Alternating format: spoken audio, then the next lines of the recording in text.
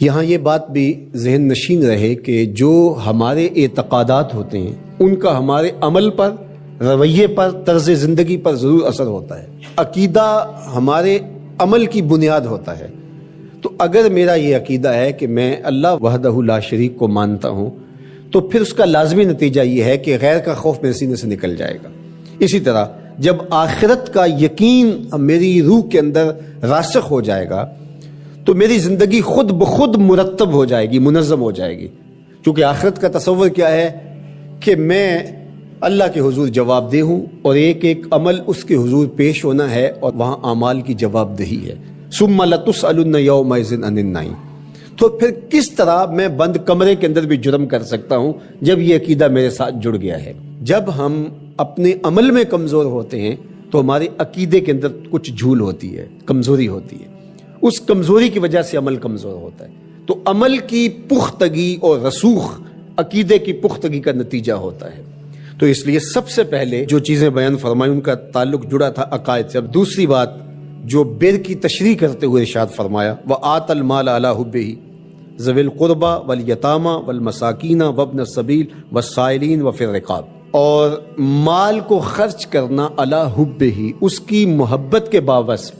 مال کی اگر محبت یا ضرورت نہیں ہے تو پھر اس کو خرچ کر دینا، صرف کر دینا، یہ کمال نہیں ہوتا۔ کمال اس وقت ہے جب اس کی شدید احتیاج آپ کو بھی موجود ہو۔ اس لیے صحت مند آدمی جو جوان بھی ہو اور اس کو ضرورت بھی ہو، اس کا صدقہ کرنا اس کے صدقے کرنے سے بہتر ہے جو مخمسے کے عالم کے اندر جب موت و حیات کی کشمکش ہو تو وہ صدقہ کر دے، اپنا مال خیرات کر دے۔ عمومی طور پہ ایک مخفی دولت کی محبت جو ہمارے سینوں میں ایک حد تک موجود ہوتی ہے، اور وہ یہ ہے کہ جب اللہ ہمیں مال دیتا ہے تو بعض اوقات کچھ لوگ کہتے ہیں کہ ابھی میں اس مال کو بڑھاتا چلا جاؤں گا اور اپنی ساری ضروریات بھی پورا کرتا چلا جاؤں گا اور بہت حجم ہو جائے گا تو پھر اس سے کوئی بڑا کام کروں گا۔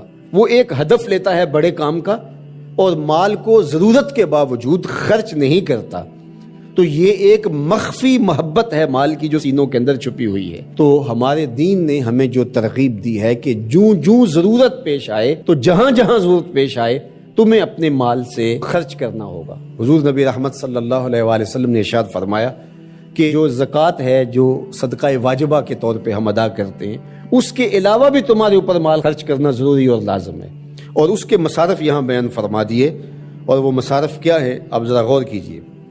فرمایا ذوی القربہ، سب سے پہلا جو رکھا وہ ذوی القربہ، رشتہ دار رکھے۔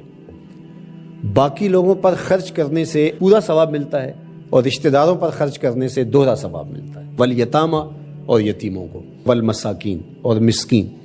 مسکین اس کو کہتے ہیں جس کے پاس 2 وقت کا کھانا موجود نہ ہو۔ وابن السبیل، اور جو مسافر ہے، والسائلین، اور جو مانگنے والے ہیں۔ تو اگر اس کے پاس 2 وقت کا کھانا نہیں ہے تو وہ اگر مانگے بقدر کفاف اور 2 وقت کا کھانا مل جائے تو پھر مانگنا ترک کر دے تو اس کے لیے جائز ہے اور شریعت اس کو روکتی نہیں، اور ایسے شخص کو دینا ثواب بھی ہے۔ لیکن جو شخص جمع کیے ہوئے ہو، اس کے پاس موجود ہو، دولت بڑھانے کے لیے یا عادتاً مانگتا ہو، تو ایسے شخص کو نہ دینا چاہیے اور نہ اس کی حوصلہ افزائی کرنی چاہیے۔ وفی الرقاب، اور جو غلام ہیں ان کو غلامی کے بوجھ سے آزاد کرنے کے لیے مال خرچ کرنا۔ دور موجود کے اندر اگر کوئی قرض میں جکڑا ہوا ہے تو وہ بھی پھنسی ہوئی گردن ہے اس کو، اور میں سمجھتا ہوں کہ اس کے زمرے میں وہ شخص جس کی بیٹیاں جوان ہیں اور اس کے پاس کوئی رقم نہیں ہے کہ ان کی شادی کر سکے اور اس کی مدد کی جائے، تو یہ بھی اس سے ملتا جلتا حکم اس کے ساتھ یہ جڑ جائے گا کہ اس پھنسے ہوئے مجبور کی گردن کو چھڑایا جائے۔ وَأَقَامَ الصَّلَاةَ وَآتَ الزَّكَاةَ، اور نماز قائم کرنا اور زکوٰۃ ادا کرنا۔ وَالْمُوفُونَ بِعَهْدِهِمْ إِذَا عَاهَدُوا، اور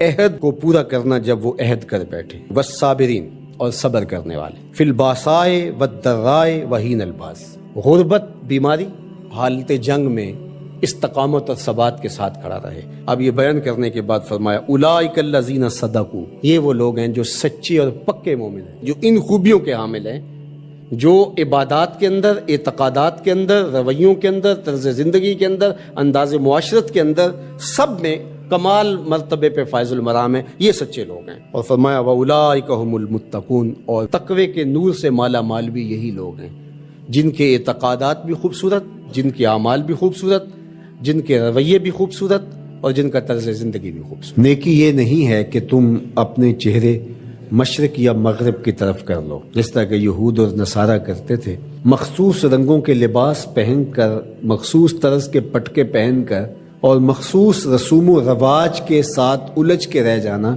یہ دین نہیں ہے۔ لیس البر، یہ نیکی نہیں ہے، ان تولو، کہ تم پھیر لو، وجوہکم، اپنے چہروں کو، قبل المشرق والمغرب، مشرق اور مغرب کی طرف، ولکن البر من آمن باللہ، نیکی کیا ہے کہ کوئی اللہ پر ایمان لائے، اس کا دل اپنے رب کو مانے۔ تو نیکی کی حقیقت یہ ہے کہ آپ اپنے رب کے ہو جائیں۔ جب رب کے ہو جائیں گے تو پھر اس کے دیے ہوئے نظام کو آپ من و عن تسلیم کریں گے۔ اٹھنے بیٹھنے سے لے کر انداز معاشرت تک، امور سیاست سے لے کر طرز حیات تک، کاروبار سے لے کر نجی زندگی تک، آپ کی زندگی کا ایک گوشہ اپنے رب کے دیے ہوئے نظام کی مطابقت میں ہوگا۔ تو نیکی تو یہ ہے، نہ یہ ہے کہ تم مخصوص ایک طرز اختیار کر لو، مخصوص طرز کے رنگ پہن لو اور اس کو تم دین قرار دے دو۔ ظاہریت کا نام دین نہیں ہے، بلکہ تمہاری روحوں میں دین کی وہ قدریں اس طرح اتر گئی ہوں کہ تم سے جدا نہ ہونے پائیں۔